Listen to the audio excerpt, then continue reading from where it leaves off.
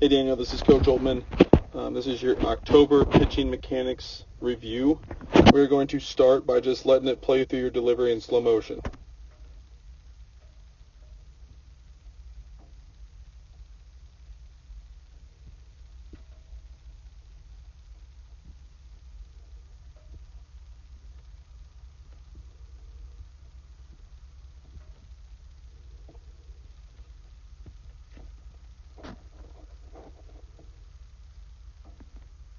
Okay, so when we're breaking down mechanics, we break it down into 5 different phases of the delivery. All right, the first phase is hip load, and this is basically where our body's at in space as we go into leg lift. Okay, so as we lift our leg, we want to see that front leg track towards our back shoulder.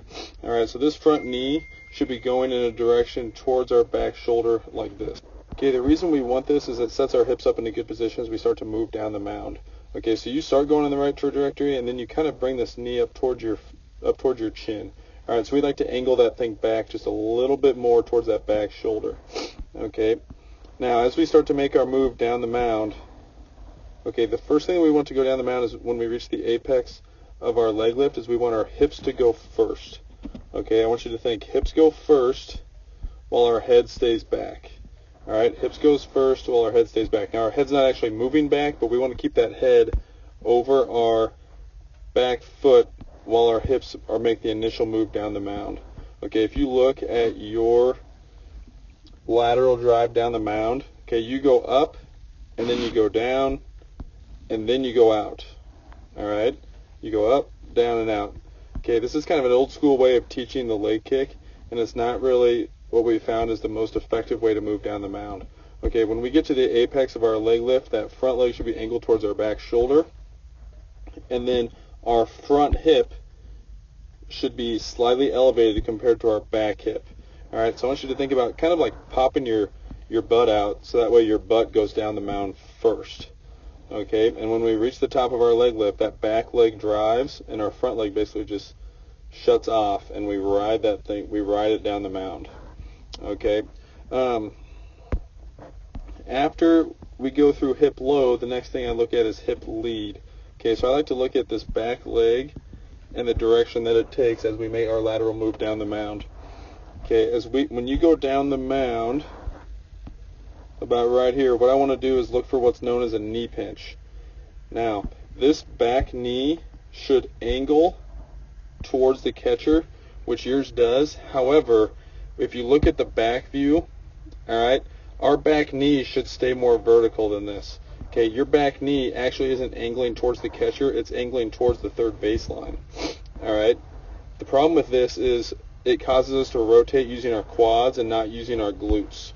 All right, our glutes, our butt muscle, it's one of the strongest muscles in our body, and it helps us rotate with our hips more effectively. All right, so when we sit into our lateral drive, I almost want you to think about our hips going backwards, all right, and staying back behind your heel instead of staying over your heel. Okay, because once this back leg starts tracking over our toes or past our toes, now we're using our quad to rotate, and we're not able to rotate as effectively. All right, really, really important that we work on this lateral drive over the next month. Okay, when you get the app, all right, I want you to really look at the lateral drive drills and focus on those. All right, that'll be helpful for you. Okay, so as we go out into front foot strike, okay, like I said, we want to sit on that heel as long as we can. Okay, and what that'll help you do is it'll help you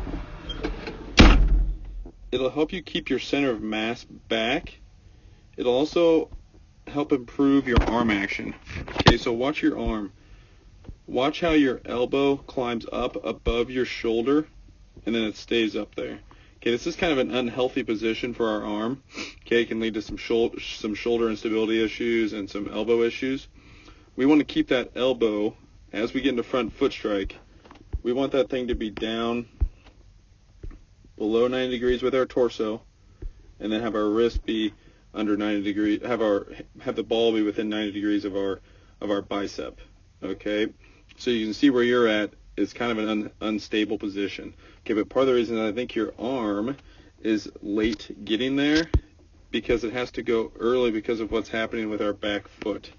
All right, because you're rotational early causes your hips to open up early, and so we have to throw from that position, and so our arm is late getting up. Okay, so that's something to think about, and I think really taking care of this lateral drive will help. All right, also when we get into front foot strike, one thing I look for is I want to see your head back behind the center line, okay, behind the midline of our body, okay, or basically the middle line between our 2 feet.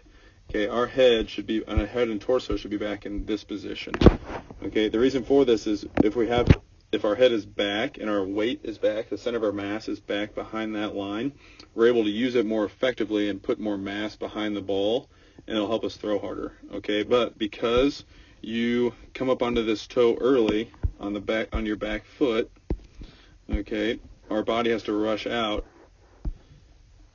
and we're up in front of that midline, okay, and instead of being able to stay back. All right, if we're sitting on our heel longer, we're able to keep our weight back better, and then we're able to use that mass more effectively and put it into the baseball in order to throw harder. All right. Okay, then the last thing I look at is what things look like at release. Okay, so as we release, we want to see this front leg fully extended. Okay. Remember, energy has to transfer from the back leg all the way back here to the front leg. And that front leg has to stop that energy transfer and then transfer it up your torso and then out your arm. Okay? And our body can do that more effectively if that front leg stops our momentum and then braces and extends. Okay? So looking at the lead leg block drills will be helpful for you also. And then we finish with release. Okay? So Danny, the big things for you are focusing on how that back leg drives us down the mountain. So really focusing on those lateral drive drills on the app, and then looking at the lead leg block drills too in order to stop that lateral drive momentum and then send it up your torso and out your hand. All right. If you have any questions, do not hesitate to reach out to either Coach Glover or myself, and let me know if you have, like I said, let me know if you have any questions. All right. Thank you.